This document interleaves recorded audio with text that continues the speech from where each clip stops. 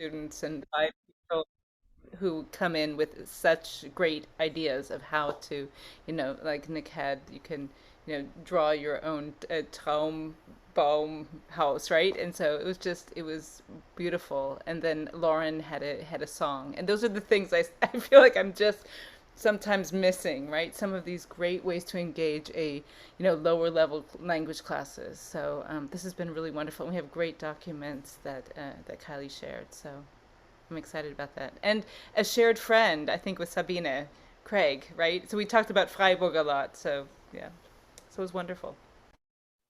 Great. Thank you for sharing. And Lisa, you have your hand. Yes, lots of great resources that I got from this. And one thing that stuck with me is how important it is to also make the connection then, because it's easy. You sometimes, get trapped in this binary thinking of, yes, Germany does everything so great with sustainability and the US is so naughty. And I think we should come away from that and also give them some connections and maybe critically reflect on some of the things, how it is also something that Germany wants to be perceived as, and what of these images are really true, or how we can work with these images, and also how we can then take what is real and put in work with it in our own lives here in the US, and maybe also find connections to programs and to other things that are happening here, just to make the connection easier for students, because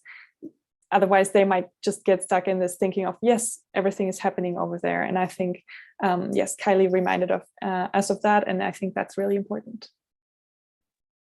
Great. Thank you for sharing. And I think also that the community engagement aspect would be then a very good way to connect this, right? Because when you have someone from different cultures and they talk to one another, they might actually discover, oh, wow, some people in Germany don't recycle. Absolutely, that's certainly been my experience. My students, they get on a Zoom call like this one with their partners. We're working with a university in Siegen, which is in North Rhine-Westphalia. And if you've ever been to Siegen, you might know it's a small sort of post-industrial town, much like Duluth.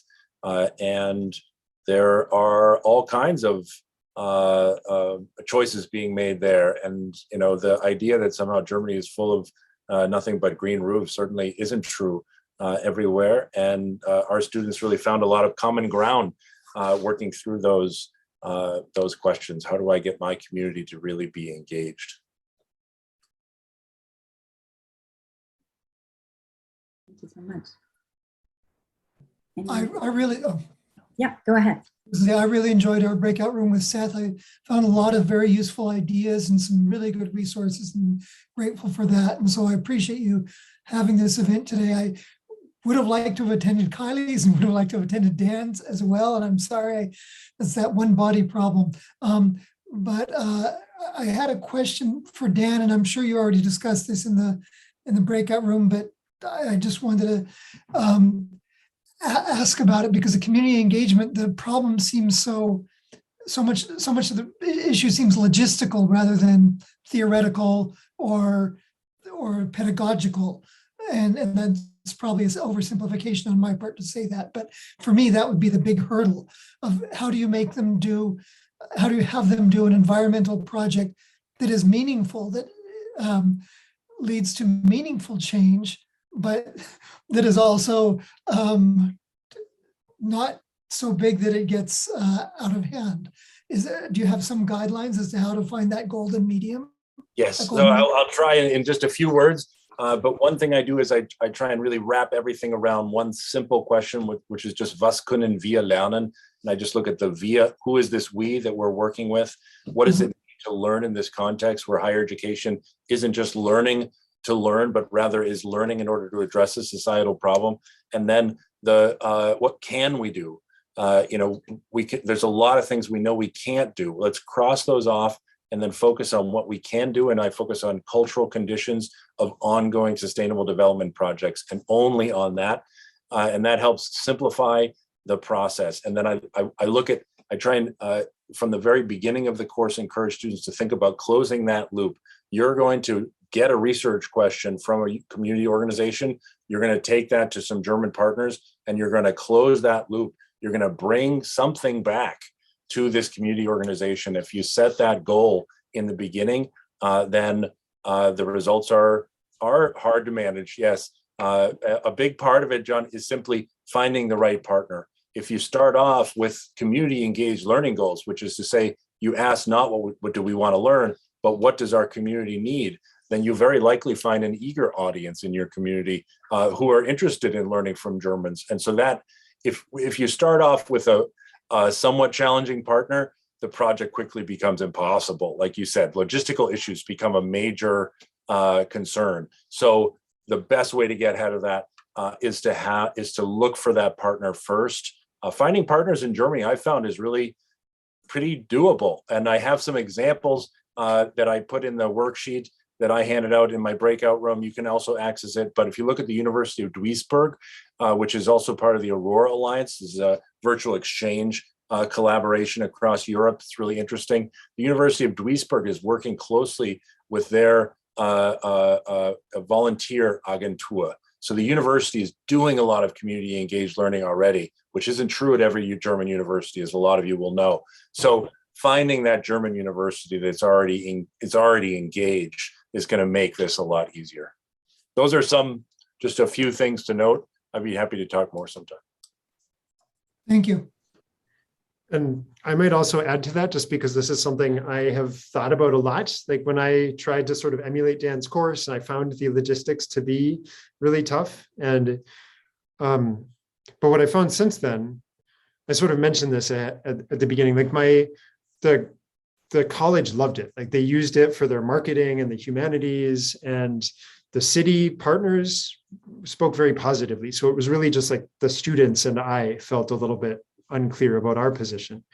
And so one of the lessons I take from that is like, the college wants that to happen, and therefore I can use that kind of work to replace other kinds of work that the college also wants to happen, because they're both high priorities. So like it counts as research is one of the things. Like teaching doesn't always count as research, but if you're doing academic civic engagement and then you sort of put something out publicly about it, that often can sort of relieve some pressure in other parts of my position. But I think that's the case at many institutions that are trying to set that priority.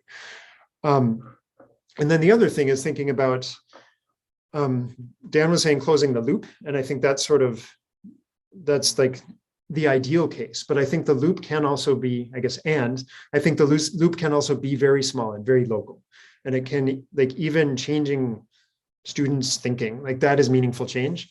And thinking of community engagement, like having two-way conversations with partners in the community can be meaningful community engagement, where both parties come away having gained something from it that they will continue to use. And so it's sort of necessary to talk to people in advance about that. Right, at all the institutions I've been at, there are people who are very helpful in thinking through that sort of thing. But kind of like, it doesn't need to be a sort of transformative thing that you can see from the outside. It can also be just the start of a partnership that ideally continues going also.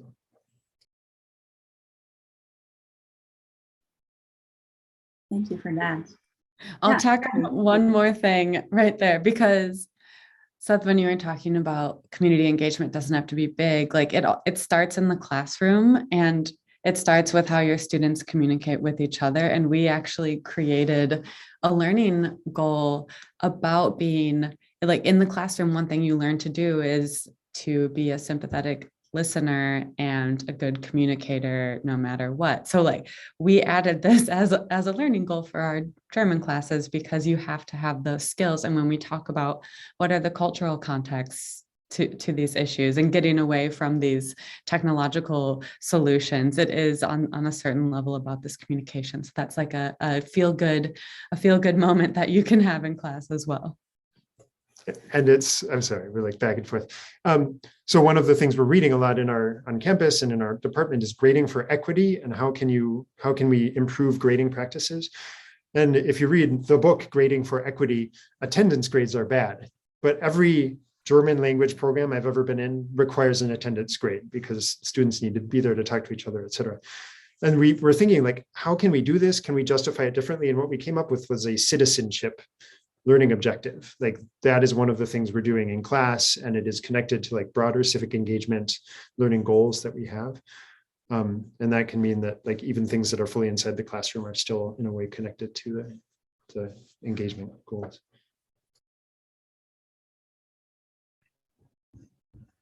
Just a quick question there about equitable grading. Does that fall in line with standards-based grading that's typically implemented in K-12 schools?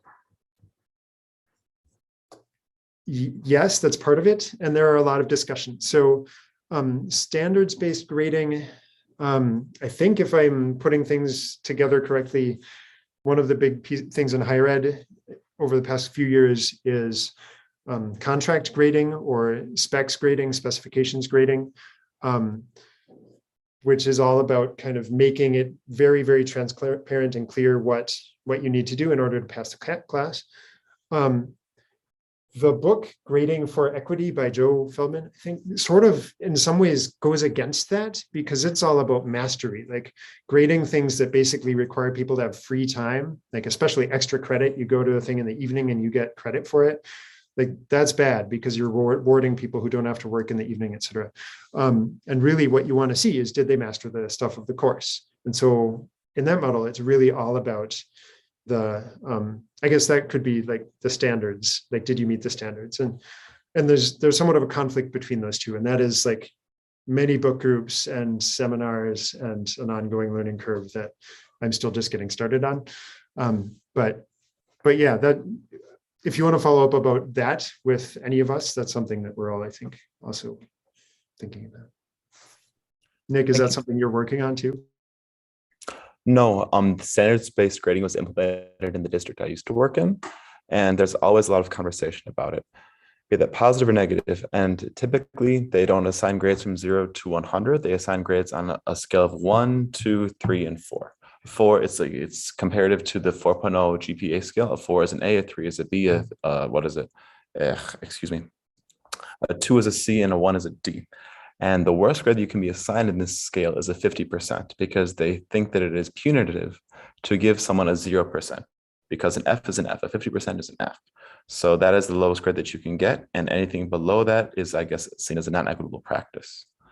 And that is, I guess, the bit behind standards-based grading that I can share today. Yeah, that actually does align with a lot of the kind of quick changes you can make coming out of Joe Feldman's Grading for Equity. So yes, I guess is the short answer to your question. Maybe I'll follow up again because we didn't talk about assessment in my group, at least, and I don't know if you did in the other groups. And I guess I shouldn't be surprised that we're suddenly talking about equitable grading practices because it is connected to all of this. It is really important. And another thing we've done at Carleton in our beginning, we have 4 required language courses in the in our language sequence that goes a year and a third with our terms here. We got rid of all tests and instead do these creative projects that align with the topic of each chapter. In 101, they build off of each other, and it's like these social justice related city tours that the students do.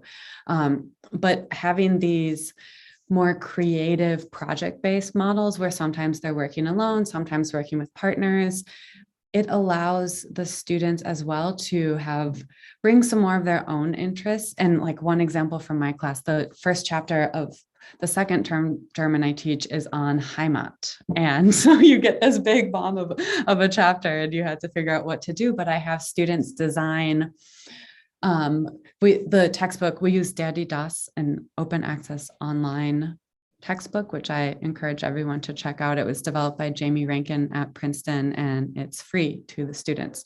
But he works with these images from Der Spiegel that says like, was ist Heimat? And there's all these different images. So students recreate their own images of Heimat, and then they have to be thinking about like how they're connected to a place and give a little blurb. And I encourage them to think also about like non-physical places. And so how, thinking about this sense of place, which is a key topic in eco-criticism and trying to do that a little bit subtly in the language classroom.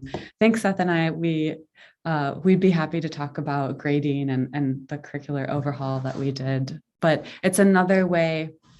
You need to sometimes think creative when dealing with these topics, and assessment is one of those areas. Right. So it seems like we're not done, but this is also kind of good, right? So when you come and you expect not to have any questions when you leave, then you might be disappointed now. But if you come and now you have even more questions, I guess this was a good workshop for us to continue this conversation. And because we're almost at time, I might even just take the opportunity to wrap it up and say that we're very happy that you all showed up and we're excited about these kind of events. We also hope that this was just the beginning of a series of events. So, you know, you can also ask us if we can add you to a mail serve list, I think, and then you will be updated on upcoming events. Or we would like to encourage you, if you have any activity that you would like to submit it so that the pool of activities keeps growing on the website, which would be really nice to keep doing this. And otherwise, feel free to reach out to any one of us if you have any questions, if you want to follow up on something. All of the speakers, you know, by now are very approachable and happy to talk about the topics that are important to them. So thank you very much for attending, and we all hope that you have a good rest of your day, good rest of your night. I saw that you're joining from all over the world, so hope to talk to all of you soon. Thank you. Thank you. Thank you very much, Nicole. Thank you. Thanks, Nicole. Thanks, Thank Nicole. you. Thanks for coming.